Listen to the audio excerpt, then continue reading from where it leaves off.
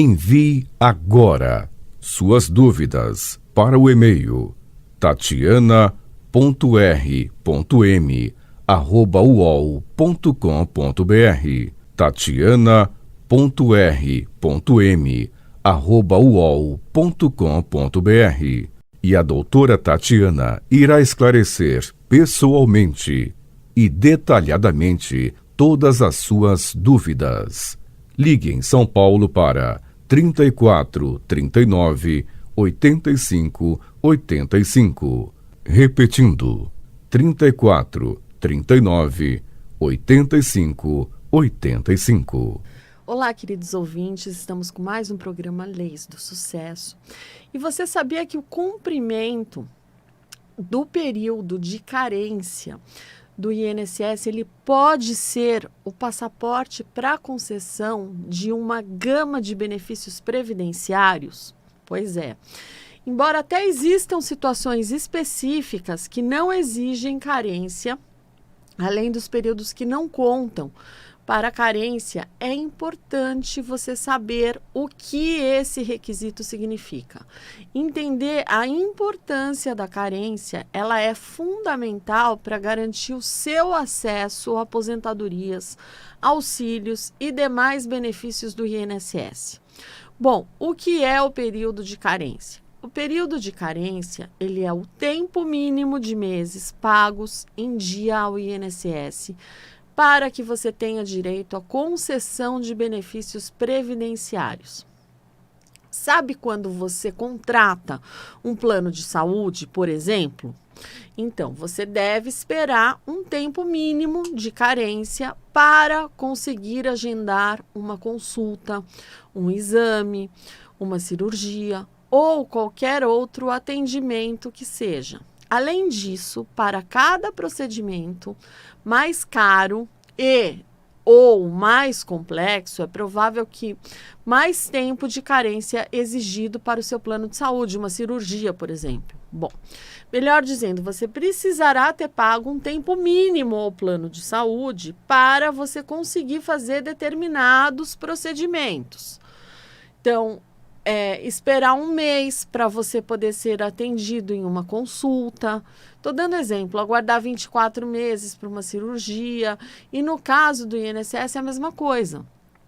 Principalmente quando a gente fala de aposentadorias em que a maioria exige uma carência mínima de 180 meses. Presta atenção, a aposentadoria por invalidez, chamada de aposentadoria por incapacidade permanente após a reforma da Previdência, não exige carência de 180 meses. Aliás, é importante a gente deixar claro que a carência do Instituto ela é contada em meses. Então, isso significa o seguinte: se você começou a trabalhar em uma empresa no dia 24/1/2022, mas saiu dessa empresa no dia 2/3/2022, sua carência será de 3 meses. Então, não importa o dia que você entrou ou saiu de um vínculo empregatício, o mês ele será contado cheio de qualquer maneira. Então, a diferença entre carência e tempo de contribuição é que enquanto a carência é o tempo mínimo de meses pagos em dia ao INSS, o tempo de contribuição é o tempo total que você efetivamente contribuiu para o Instituto. Então, exemplo do Oswaldo. Oswaldo passou a ser empregado de uma empresa no dia 26/3/2019. Acontece que desavenças entre Oswaldo e seu patrão eram inaceitáveis. Então, em razão disso, ele trabalhou somente até o dia 2/4/2019. Para fins de carência, Oswaldo somará 2 meses e, além disso, ele terá 8 dias de tempo de contribuição. Contudo, pela contagem antiga, que já foi antes da reforma da Previdência, ele só terá 28 dias de tempo de contribuição como segurado obrigatório desse vínculo empregatício, ou seja, uma diferença bastante considerável. Então, portanto, a carência, ela nem sempre será igual ao tempo de contribuição, principalmente por existirem períodos que não contam para a carência, mas sim para o tempo de contribuição. Então, a contagem do tempo de contribuição também passou a ser feita mês a mês a partir da reforma da Previdência. Porém, atente-se que o salário de contribuição do mês em que houve o recolhimento deve ser pelo menos no valor de um salário mínimo ou mais. Então, presta atenção que isso é importante. Caso o salário de contribuição seja menor que o mínimo, a competência aquele mês não será considerado como tempo de contribuição. Então, existem ao menos 8 períodos que não contam para o período de carência do INSS, que é o tempo de serviço militar até a reforma da Previdência, o tempo de atividade rural antes de 91, o período de retroação da data de início das contribuições, que é o DIC, contribuição em atraso feita com perda da qualidade de segurado, período indenizado do segurado especial após 11 de 91, período de recebimento de auxílio acidente ou auxílio suplementar, período de aviso prévio indenizado, meses de recolhimento abaixo do salário mínimo, o tempo de serviço militar obrigatório ou voluntário exercido até um dia antes da reforma da Previdência, que passou a valer em 12 de 11 de 2019, não conta para o período de carência do INSS. De outro modo, se você exerceu um tempo de serviço militar obrigatório a partir da reforma da Previdência, que foi 13 de 11 de 2019 em diante, esse tempo será considerado para carência. É o que diz o parágrafo 1º do artigo 194 da Instrução Normativa 128 de 2022 do INSS. O tempo de serviço militar obrigatório exercido posteriormente a 13 de novembro de 2019, que foi a data de publicação da Emenda Constitucional número 103, devidamente certificado pelo respectivo ente federativo, na forma da contagem recíproca por meio de certidão de tempo de contribuição, será considerado para fins de carência. Portanto, toda atividade que você exerceu no serviço militar a partir da reforma da Previdência Social de 13 de 11 de 2019 em diante contará para fins de carência. Já o tempo de atividade rural exercido antes de novembro de 91 também não é computado para o período de carência do INSS. Mas, neste caso, cabe a gente deixar claro que existem exceções para alguns benefícios garantidos ao segurado especial rural, que é a aposentadoria por idade, aposentadoria por invalidez, auxílio doença, auxílio reclusão, pensão por morte. Sendo assim, se você for segurado especial, possuir tempo de atividade rural antes de novembro de 91 e solicitar alguns dos benefícios que eu acabei de citar, seu tempo rural será considerado para a carência do INSS devido à exceção. Quanto ao período de retroação da DIC, caso você nunca tenha ouvido falar na retroação da DIC, ela significa a data de início das contribuições. Então, geralmente, a retroação da DIC ela é direcionada aos segurados contribuintes individuais, que são os autônomos. Então, segundo o artigo 99 da Instrução Normativa 128 de 2022 do INSS, a retroação da DIC ela é a manifestação de interesse do contribuinte individual em recolher contribuições relativas ao período anterior à sua inscrição.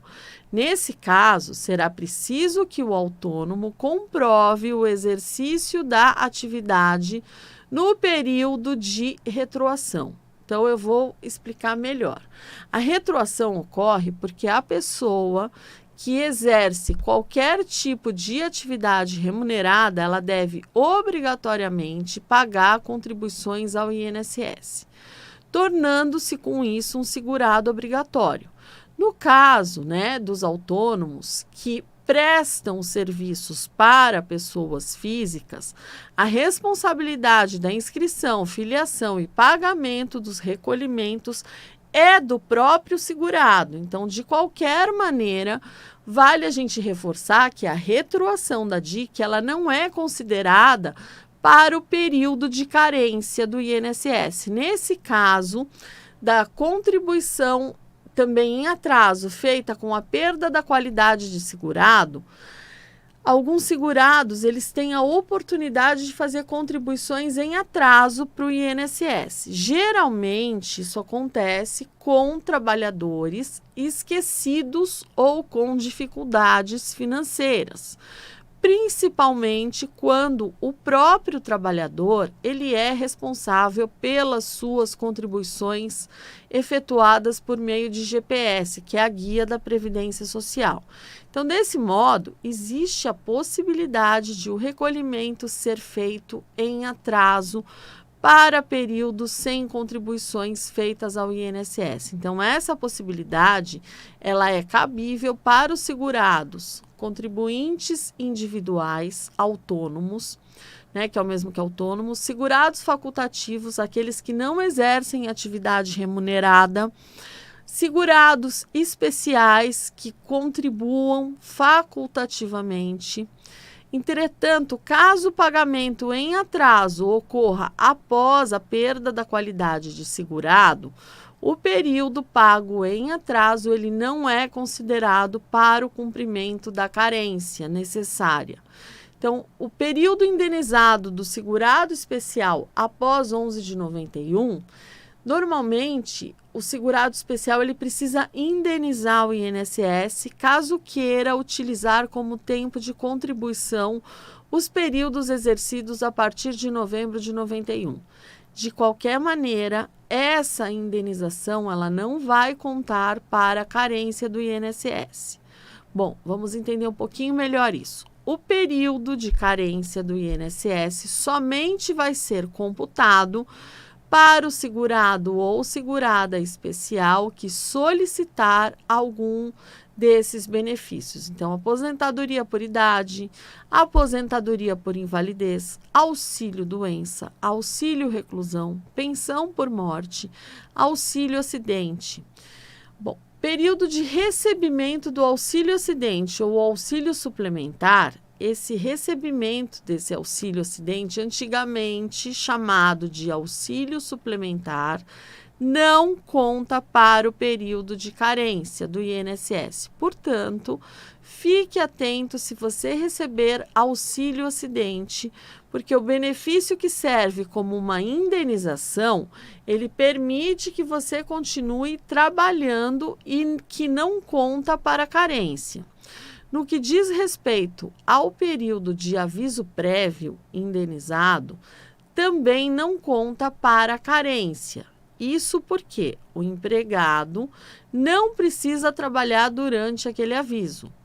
Quanto aos meses de recolhimento abaixo do salário mínimo, né, você lembra que quando eu falei sobre o salário de contribuição do mês, né, que o valor base abaixo do salário mínimo, ele não conta para o tempo de contribuição?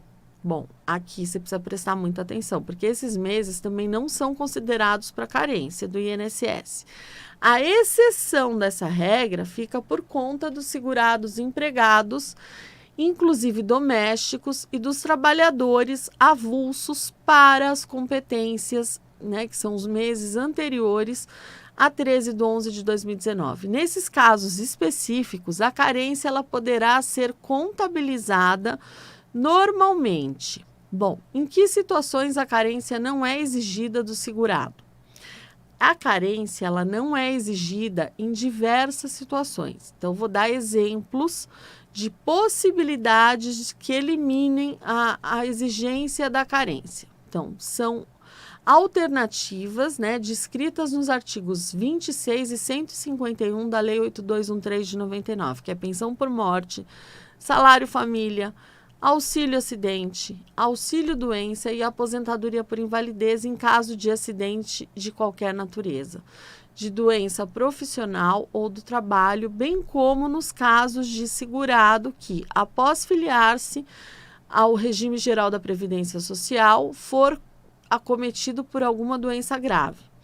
Salário maternidade para segurada empregada, que é a CLT, empregada doméstica e trabalhadora avulsa, alguma doença grave, exemplos, tuberculose ativa, hanseníase, alienação mental, esclerose múltipla, hepatopatia grave, neoplasia maligna, que é o câncer, cegueira, paralisia irreversível e incapacitante, cardiopatia grave, doença de Parkinson, espondiolartrose anquilosante, nefropatia grave, estado avançado da doença de Paget, que é ostite deformante, síndrome da deficiência imunológica adquirida, que é a AIDS, ou HIV, a contaminação por radiação com base em conclusão da medicina especializada, acidente vascular encefálico agudo, que apresente critérios de gravidade, abdômen agudo cirúrgico que apresente critérios de gravidade. Então, todas essas doenças que eu acabei de falar, incluindo o acidente vascular encefálico e o abdômen agudo cirúrgico, também estão listadas no artigo 2º da Portaria Interministerial 22 de 2022 do Ministério do Trabalho e Previdência. Bom, quais benefícios precisam de carência?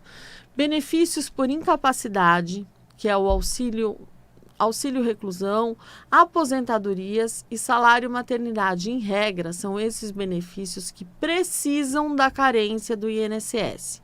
Os principais benefícios por incapacidade são auxílio doença, carência de 12 meses, aposentadoria por invalidez, carência de 12 meses.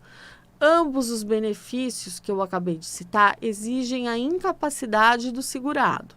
No entanto, enquanto o auxílio-doença requer a incapacidade parcial e temporária, a aposentadoria por invalidez, ela requer a incapacidade total e permanente. Então, atenção, você converse com seu advogado de confiança, especialista em direito previdenciário e confira as situações em que a carência do INSS pode ser dispensada. Bom, no auxílio reclusão, que é outro benefício que exige carência, no caso desse auxílio pago aos dependentes do segurado preso, será necessário o cumprimento de 24 meses, 2 anos de carência do INSS antes de você receber o benefício. O benefício, ele exige carência do INSS, outro que exige é o salário maternidade, 10 meses. Mas a gente tem que deixar claro que esse benefício ele não é pago somente às seguradas em decorrência do nascimento de filho. A mulher que sofre aborto espontâneo, não criminoso, que dá à luz a um feto morto ou que o feto morre antes do parto e que adota, por exemplo, também recebe salário maternidade. Na relação que eu vou falar agora, você vai conferir as modalidades de seguradas que têm direito a esse benefício. Contribuinte individual, autônoma, microempreendedora individual, MEI, segurada facultativa, segurada especial. Outra coisa importante, no caso da segurada especial rural, é preciso comprovar a atividade rural nos 12 meses anteriores ao início do benefício. E isso, mesmo que a atividade tenha sido exercida de forma descontínua.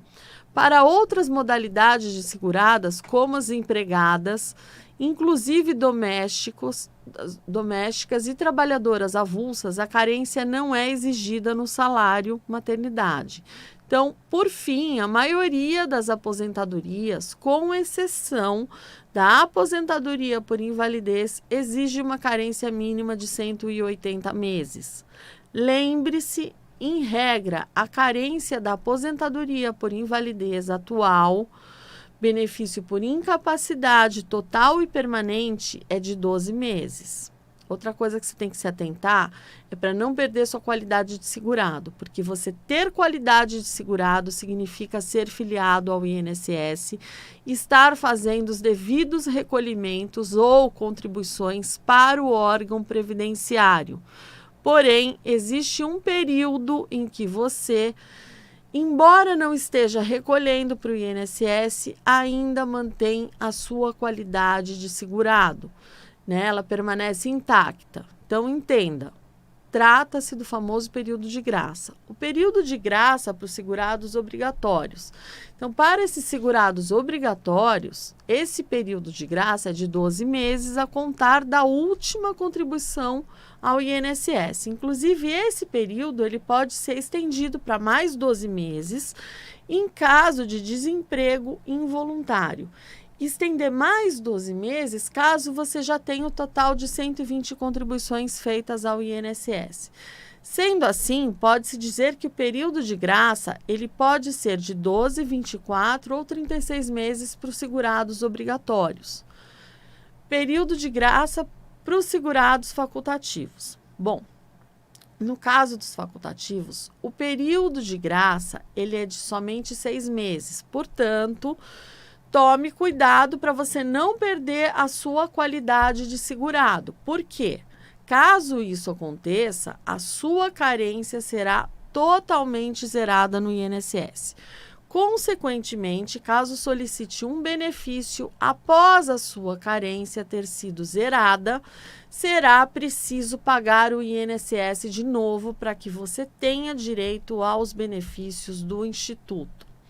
Então, uma dica, se você perder a sua qualidade de segurado, será preciso cumprir somente metade daquele tempo de carência exigido pelo INSS, daquele benefício desejado. Então, isso é, se você perder a sua qualidade de segurado, você deverá contribuir por 6 meses, que é a metade de 12, em caso de benefício por incapacidade.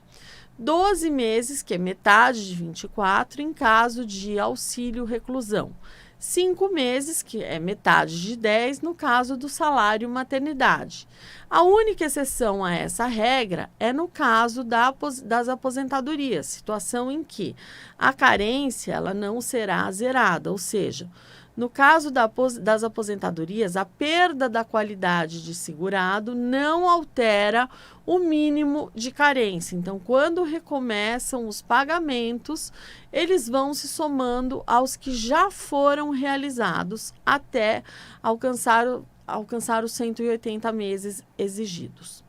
Bom, gente, essas são as minhas dicas de hoje. Eu vou me despedindo de vocês. Fiquem com Deus e até o próximo Leis do Sucesso. Envie agora suas dúvidas para o e-mail tatiana.r.m@uol.com.br tatiana.r.m@uol.com.br E a doutora Tatiana irá esclarecer pessoalmente e detalhadamente todas as suas dúvidas.